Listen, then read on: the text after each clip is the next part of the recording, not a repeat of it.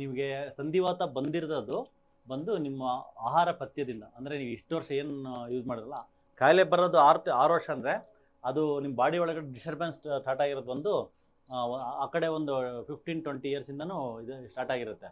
ಇವಾಗ ನಮಗೆ 45ಕ್ಕೆ ಕಾಯಿಲೆ ಬಂತು, ವಯಸ್ಸಿಗೆ ಸಂಬಂಧಪಟ್ಟಿರೋದಲ್ಲ, 20 ವರ್ಷದಿಂದ 15 ವರ್ಷದಿಂದ ನಾವು ತಿಂದಿರ್ತೀವಲ್ಲ ಸರ್, ಆ ಒಂದು ಅನ್ವಾಂಟೆಡ್ ಫುಡ್ಸು ಅದರಿಂದ ಬಂದಿರುತ್ತೆ ಕಾಯಿಲೆ. ಸೊ ಅದನ್ನು ನಾವು ಚೇಂಜ್ ಮಾಡಿದ್ದೆ ಆದರೆ ಕಂಪ್ಲೀಟಾಗಿ ಅದು ಸರಿಯಾಗುತ್ತೆ. ಸೊ ಅದನ್ನು ಚೇಂಜ್ ಮಾಡೋಕ್ಕೆ ನೀವು ರೆಡಿ ಇದ್ದರೆ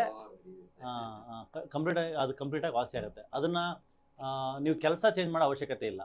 ಇವಾಗ ನೀವು ಕೆಲಸ ಕಮ್ಮಿ ಮಾಡೋದು ಅವಶ್ಯಕತೆ ಇಲ್ಲ. ಟೆಂಪ್ರರಿಗೆ 1 ತಿಂಗಳು 2 ತಿಂಗಳು ಸ್ವಲ್ಪ ಪೇಯ್ನ್ ಕಂಪ್ಲೀಟ್ ಹೋಗೋವರೆಗೂ ನೀವು ಕೆಲಸ ಕಮ್ಮಿ ಮಾಡ್ಬೋದು. ಆಮೇಲೆ ಕಂಪ್ಲೀಟಾಗಿ ಜಾಯಿಂಟ್ಸ್ ರೀಜನ್ರೇಷನ್ ಆದಮೇಲೆ, ಇನ್ಫ್ಲಮೇಷನ್ ಪೂರ್ತಿ ಕಡಿಮೆ ಆದಮೇಲೆ, ನಿಮ್ದು ಮೋರ್ ದೆನ್ 120 ಇದೆ, ಅದೆಲ್ಲ ಕಡಿಮೆ ಮಾಡೋವರೆಗೂ ಮಂಡಿರಲ್ಲೇ ಆಗಲಿ ಯಾವುದೇ ಆಗಲಿ ನೋವು ಕಡಿಮೆ ಆಗೋ ಚಾನ್ಸೇ ಇಲ್ಲ. ಫಸ್ಟ್ ಅದೆಲ್ಲ ಅಂಡರ್ ಕಂಟ್ರೋಲ್ ಆಗಬೇಕು. ಬ್ಲಡ್ಡಲ್ಲಿ ಪ್ಲಸ್ ಗಟ್ಟಲ್ಲಿ ಸಮಸ್ಯೆ ಇರುತ್ತೆ, ಅದು ಸರಿ ಆಯಿತು ಅಂದರೆ ನೀವು ಸರಿ ಆಗುತ್ತೆ.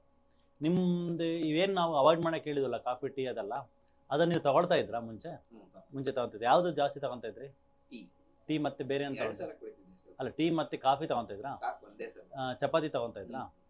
ಅವೆಲ್ಲ ಅವಾಯ್ಡ್ ಮಾಡ ನೋ ಜಾಸ್ತಿ ಕಡಿಮೆನ ಲೆಕ್ಕನೇ ಇಲ್ಲ. ಅದು ಜಾಸ್ತಿ ಕಡಿಮೆ ಡ್ಯಾಮೇಜ್ ಅಂದರೆ ನೋ ಏನಾಗುತ್ತೆ, ಈಗ ಇನ್ನೊಬ್ರದ್ದು ಬಾಡಿ, ಅವ್ರದ್ದು ಮೆಟಬಾಲಿಕ್ ಟಾಲರೆನ್ಸೇ ಬೇರೆ, ನಮ್ಮದು ಮೆಟಬಾಲಿಕ್ ಟಾಲರೆನ್ಸೇ ಬೇರೆ. ಮತ್ತೆ ಒಂದ್ಸರಿ ಕಾಯಿಲೆ ಕಾಣಿಸ್ಕೊಂಡ್ಮೇಲೆ ಒಂದ್ಸರಿ ತಗೊಳೋದು ಕೂಡ ಡ್ಯಾಮೇಜ್ ಆಗಿ ಸ್ಟಾರ್ಟ್ ಆಗುತ್ತೆ. ಒಂದ್ಸರಿ ಈಗ ಎಕ್ಸಾಂಪಲ್ಲು, ಒಬ್ರಿಗೆ ಯಾರಿಗೋ ಸಿವಿಯರ್ ಪೇಯ್ನ್ ಇದೆ ಅಂತ ಇಟ್ಕೊಳ್ಳಿ, ಅಥವಾ ಸಾರದೇ ತಗೊಳ್ಳಿ, ಅವ್ರಿಗೆ ಆಲ್ರೆಡಿ ಗಟ್ಟು ಡಿಸ್ಟರ್ಬೆನ್ಸ್ ಇದೆ, ಮೋರ್ ದೆನ್ 120 ಬಂದಿದೆ. ಇನ್ನೊಬ್ರು ಯಾರೋ 10 ಸರಿ ಟೀ ಕುಡಿತಾರಂತ ನಾನು ಒಂದೇ ಸರಿ ಕುಡಿತೀನಿ ಅಂತ ತೊಗೊಂಡ್ರೆ, ಒಂದು ಕೊಳಗ ಹಾಲಿಗೆ ಇಷ್ಟು ನಾನು ಒಂದು 10 ಡ್ರಾಪ್ ಅಷ್ಟೇ ಮಜ್ಜಿಗೆ ಮಿಕ್ಸ್ ಮಾಡೋದು ಅಂತ ಅಂದರೆ ಏನಾಗುತ್ತೆ ಅದು? ಅದೇ ಥರ ಅದು ಏನು ಮ್ಯಾಟ್ರ್ ಅಲ್ಲ, 10 ಡ್ರಾಪ್ ಅಲ್ವಾ ಅಂತಂದರೆ ಕರಳು ಅನ್ನೋದು ಅಷ್ಟು ಸೆನ್ಸಿಟಿವ್ ಇರತಕ್ಕಂಥ ವಿಷಯ. ಅದನ್ನು ನೀವು ಸರಿ ಮಾಡ್ಕೊಂಡ್ರೆ ಸರಿ ಆಗುತ್ತೆ. ಓಕೆನಾ?